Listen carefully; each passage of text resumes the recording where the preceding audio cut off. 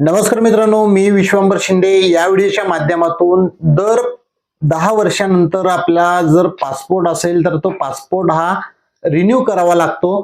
तर त्यासाठी काय काय कागदपत्र लागतात, अर्ज कशा पद्धतीने करायचा, त्यानंतर अपॉइंटमेंट बुक कशी करायची, पेमेंट कसं करायचं, याची संपूर्ण ए टू झेड माहिती तुम्हाला या व्हिडिओमध्ये सांगितली जाणार आहे. तरी व्हिडिओ नक्की शेवटपर्यंत बघा.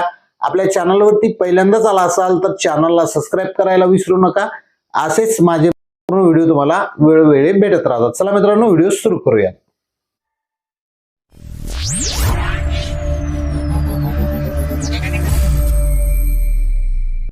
तर नमस्कार मित्रांनो, सर्वप्रथम आपल्या कॉम्प्युटरच्या स्क्रीनवर येऊन गुगल क्रोम ओपन करायचं आणि यामध्ये सर्च करायचं आपल्याला CSC लॉगिन. CSC लॉगिन करायचं आपला ID आणि पासवर्ड टाकून आपल्याला या ठिकाणी लॉगिन करून डॅशबोर्डवरती यायचं आहे. त्यानंतर जाहिरात क्लोज करून आपण या ठिकाणी सर्च बारमध्ये सर्च करायचं आहे पासपोर्ट. PASS केलं की खाली ये पासपोर्ट सर्व्हिस येईल, यावर क्लिक करायचं आहे. त्यानंतर तुम्हाला कोणत्या जिल्ह्याचा ऑफिस निवडायचं आहे, RPO ऑफिस, ते तुम्ही निवडू शकता. आता या ठिकाणी आपल्याला ज्या जिल्ह्यामध्ये अपॉइंटमेंट घ्यायचे त्या जिल्ह्यामध्ये आपण RPO ऑफिस निवडायचं आहे. मी या ठिकाणी RPO पुणे निवडतो. त्यानंतर गो टू पासपोर्ट सेवा यावर क्लिक करतो. यावर क्लिक केल्याच्या नंतर अशा प्रकारचा इंटरफेस येईल. तुम्ही यापूर्वी काढलेले पासपोर्ट तुम्हाला या ठिकाणी दाखवले जातील.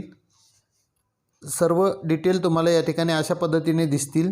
त्यानंतर आपल्याला काय करायचं आहे, सर्व्हिसमध्ये जायचं आहे. आपल्याला रिइश्यू पासपोर्ट आपल्याला रिइश्यू करायचं आहे, म्हणजे एक्सपायर झाल्यामुळं. हे होमपेज आहे. सर्व्हिसवर क्लिक करायचं आहे आणि बघू शकता 1 नंबरचा ऑप्शन रिइश्यू पासपोर्ट, फ्रेश आणि रिइश्यू, यावर क्लिक करायचं आहे.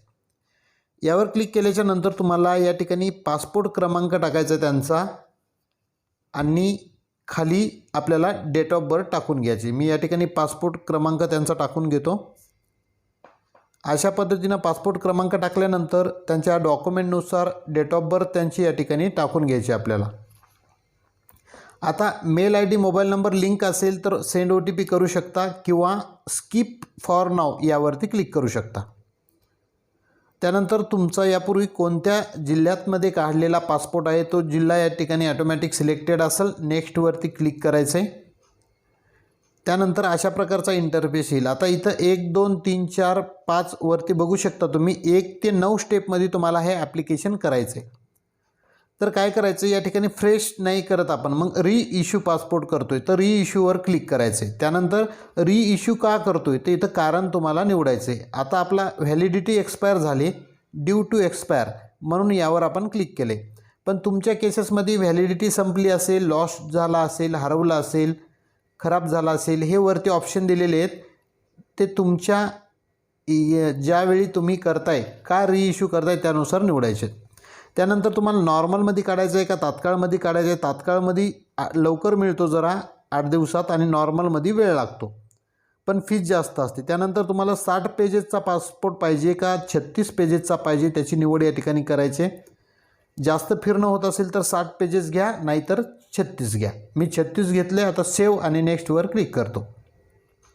त्यानंतर आता या ठिकाणी आपल्याला नाव टाकून घ्यायचं आहे. नाव टाकत असताना त्यांचं नाव प्लस मिडल नेम, म्हणजे स्वतःचं नाव आणि वडिलांचं नाव यामध्ये टाकायचं आहे. जर लेडीज असेल तर स्वतःचं नाव आणि आपल्या पतीचं नाव टाकायचं आहे आणि सरनेममध्ये सरनेम टाकायचं आहे.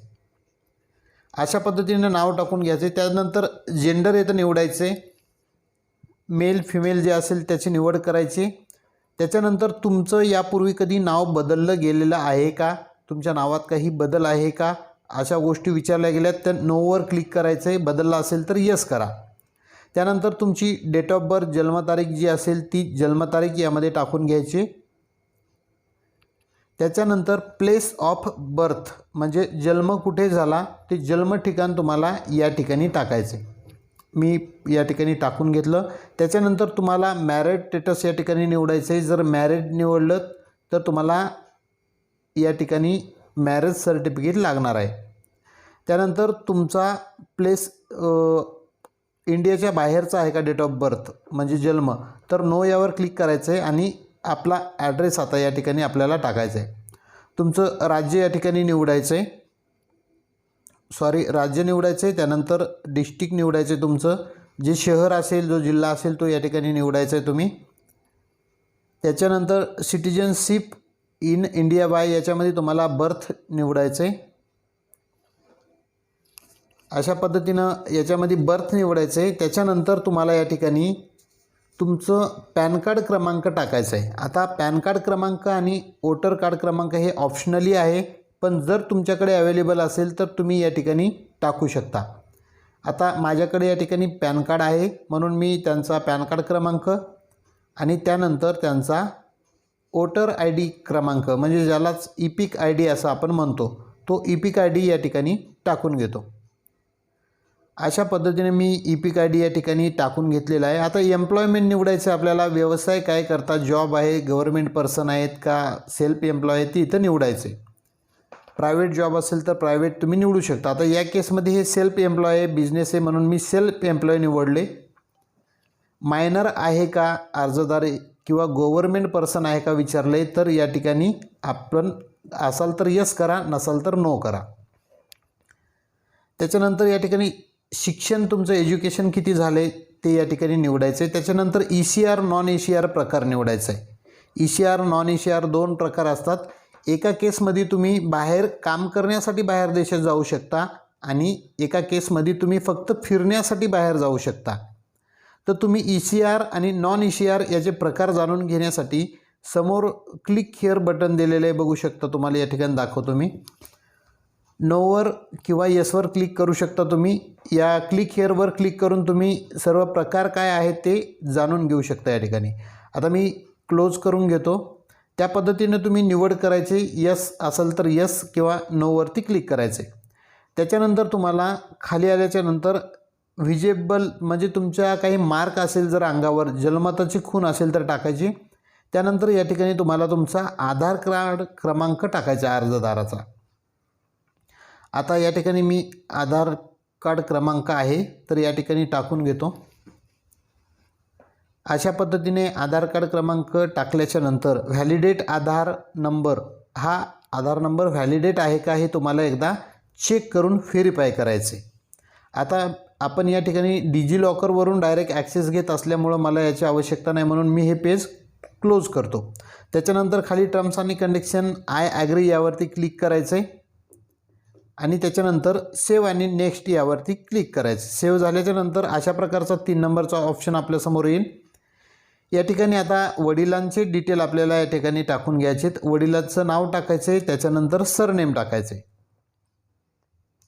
तर पत्नीचा जर पासपोर्ट काढत असाल तर तुम्ही या ठिकाणी पत्नीच्या वडिलांचं नाव टाकायचं आहे आणि जर स्वतः अर्जदाराचा पासपोर्ट काढत असेल तर त्यांनी त्याच्या वडिलांचं नाव टाकायचं आहे.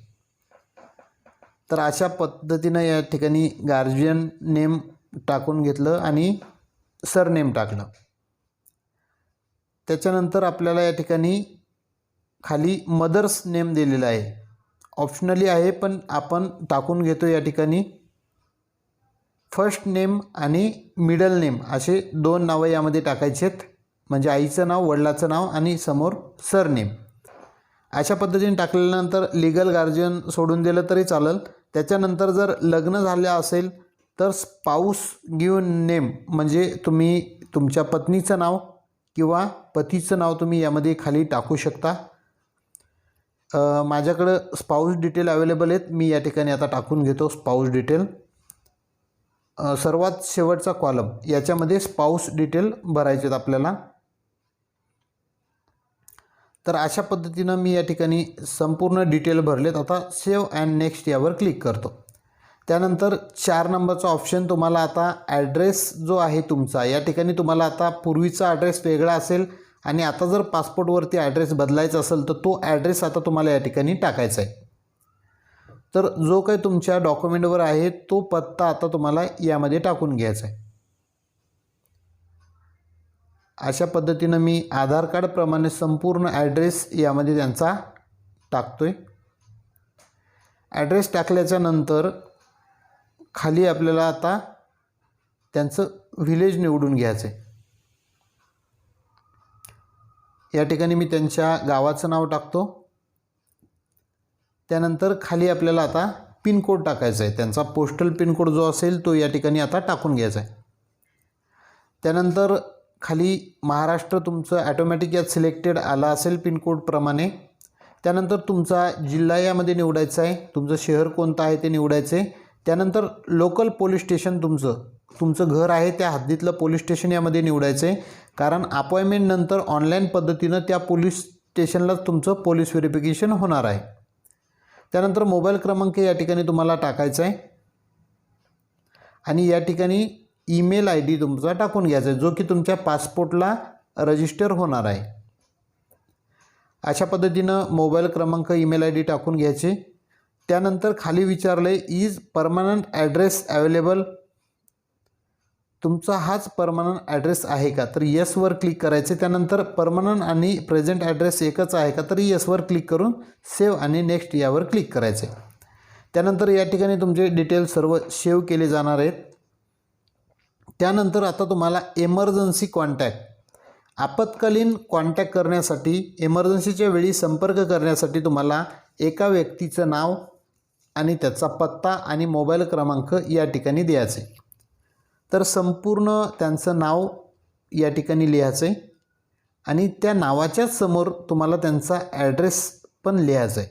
म्हणजे नाव पूर्ण लिहून झाल्याच्या नंतर ॲड्रेस असं लिहा आणि त्याच्यासमोर त्यांचा पत्ता काय आहे तो थोडक्यात पत्ता याच्यामध्ये आपल्याला लिहायचा आहे. या एकाच कॉलममध्ये त्यांचं पूर्ण नाव आणि पत्ता आपल्याला टाईप करायचा आहे. तर अशा पद्धतीनं मी संपूर्ण त्यांचं नाव आणि ॲड्रेस यामध्ये टाईप करतो आहे. त्यानंतर खाली त्यांचा मोबाईल क्रमांक टाकायचा आहे. हे आपत्कालीन वेळेसाठी टाकतो आहे, एमर्जन्सीला त्यांच्याशी कॉन्टॅक्ट करता येईल अशा व्यक्तीचं तुम्ही नाव आणि नंबर या ठिकाणी टाकायचं आहे. ईमेल ID ऑप्शनली आहे, असेल तर टाकू शकता, नसेल तर सेव्ह आणि नेक्स्टवर क्लिक करायचं आहे. त्यानंतर या ठिकाणी आता आपल्याला पासपोर्टचे डिटेल विचारले. तुम्हाला सर्वप्रथम या ठिकाणी पासपोर्टवर जो क्रमांक आहे तुमचा, जो पहिल्या पानावर असतो, तो पासपोर्ट क्रमांक आपल्याला या ठिकाणी टाकायचा आहे. या ठिकाणी मी पासपोर्ट क्रमांक टाकून घेतला आणि त्यानंतर आपल्याला प्लेस ऑफ इश्यू विलेज, म्हणजे हा पासपोर्ट तुम्हाला कोणत्या शहरात किंवा कोणत्या गावात प्राप्त झाला ते टाकायचे. त्यानंतर तुम्हाला पासपोर्ट डेट इश्यू टाकायचे, पासपोर्ट कधी इश्यू झाला ती डेट या ठिकाणी टाकायची जी पासपोर्टवर लिहिलेली असते. आणि डेट ऑफ एक्सपायर म्हणजे कोणत्या तारखेला तुमचा पासपोर्ट संपणार आहे ती डेट या ठिकाणी टाकायचं आहे. आता फाईल नंबर मॅन्डेटरी नाही, ऑप्शनली सोडून देऊ शकता तुम्ही. आता तुम्ही काही डिप्लोमॅटिक ऑफिशियल पासपोर्ट काढताय का, काढत असाल तर डिटेल द्या, नाहीतर डिटेल नॉट अवेलेबलवर क्लिक करा. अशा पद्धतीनं नोवरती क्लिक करायचं आहे. त्यानंतर आपल्याला सेव्ह आणि नेक्स्टवर क्लिक करायचं आहे. आता पुढच्या पेजेसवर या ठिकाणी कधी तुमच्यावर गुन्हा दाखल झाला आहे का, कधी तुमचा पासपोर्ट जप्त केला आहे का, ह्या अशा गोष्टी आहेत. मी सर्व वाचून घेतल्यात, तुम्ही त्या वाचायच्यात संपूर्ण.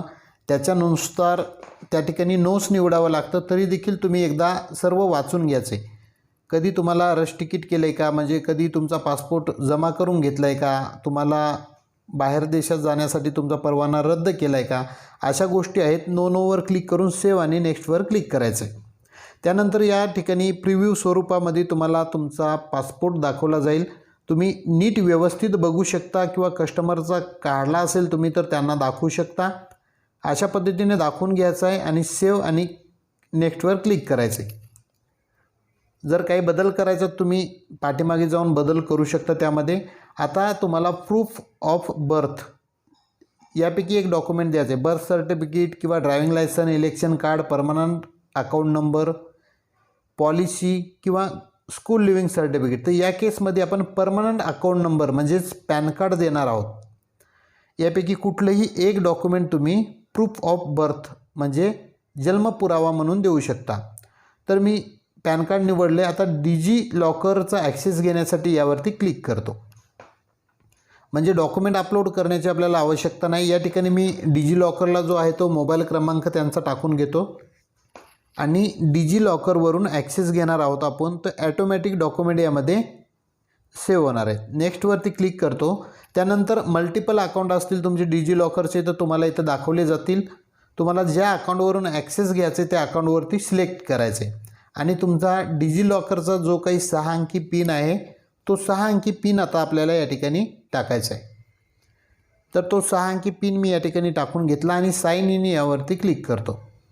आता तुमच्या आधारशी लिंक असलेल्या डिजिलॉकरशी लिंक असलेल्या मोबाईलवरती एक 6 अंकी OTP पाठवला जाईल.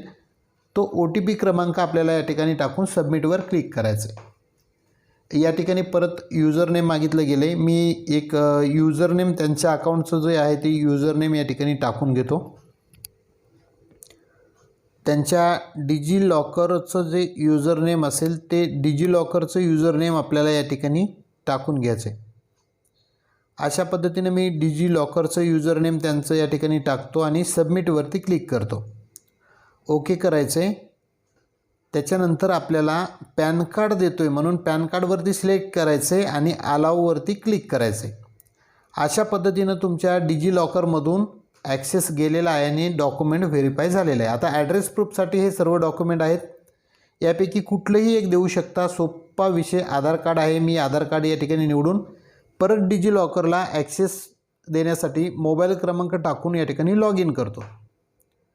तर मोबाईल क्रमांक टाकून नेक्स्टवर क्लिक करायचं. मल्टिपल अकाउंट असतील तर जे तुमचं अकाउंट आहे ते निवडायचं आहे आणि 6 अंकी तुमचा डिजिलॉकरचा पिन या ठिकाणी टाकून घ्यायचा आहे आणि साइन इनवर क्लिक करायचं आहे.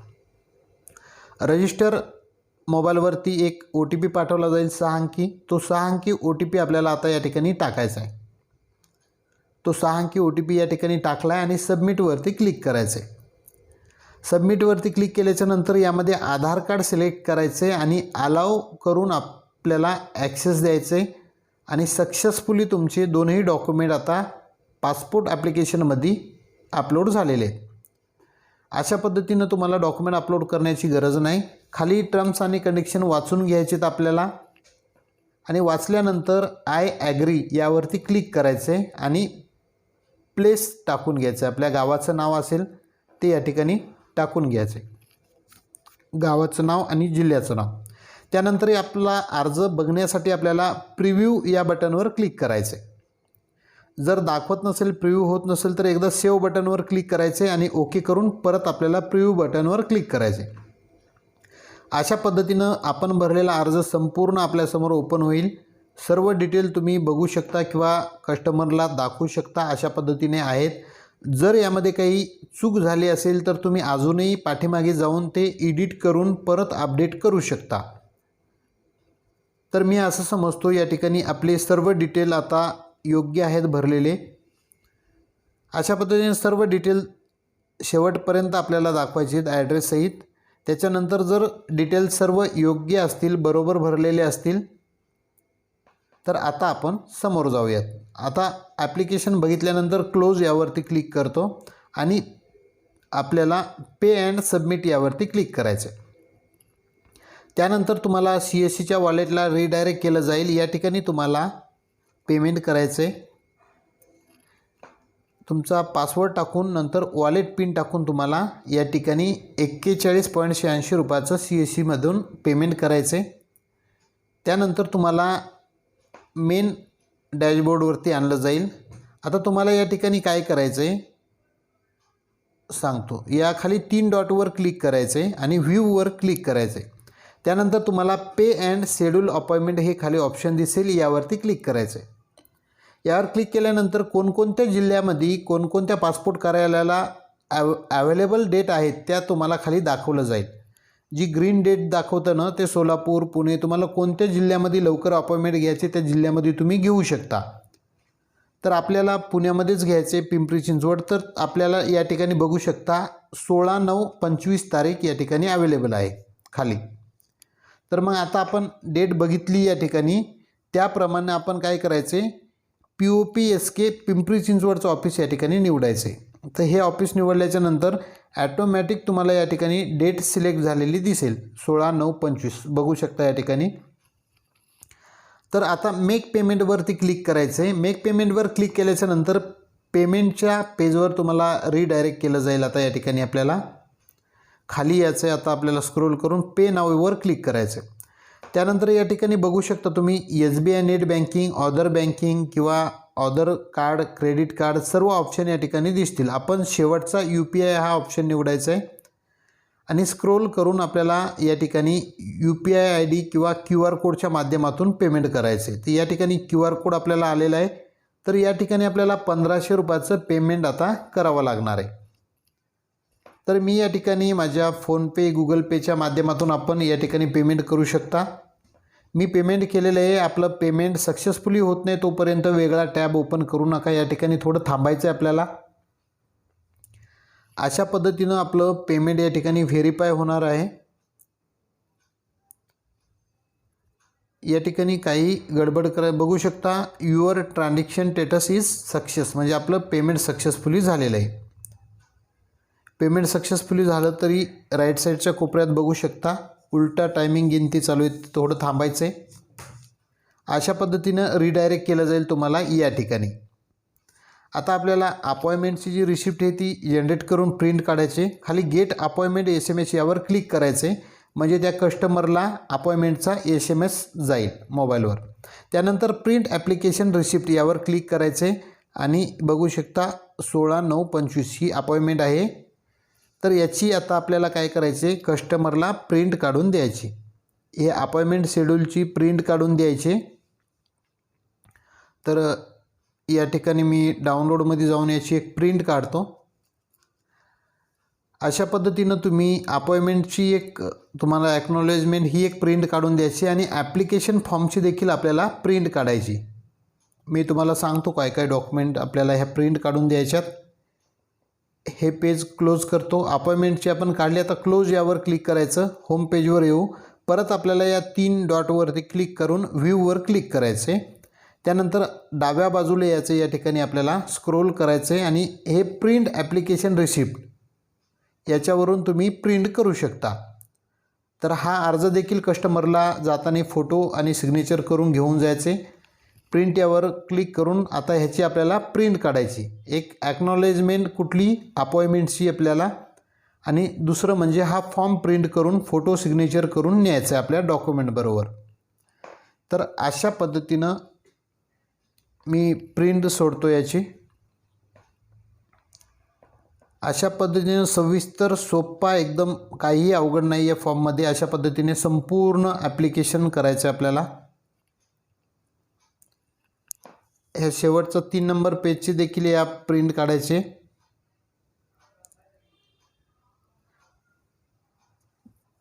तर मित्रांनो, अशा पद्धतीने संपूर्ण एकदम सोप्या भाषेमध्ये व्हिडिओ होता.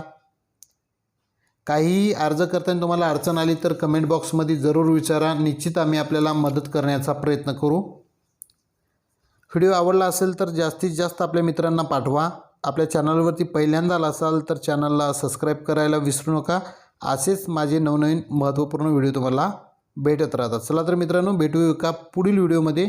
तोपर्यंत जय हिंद, जय महाराष्ट्र.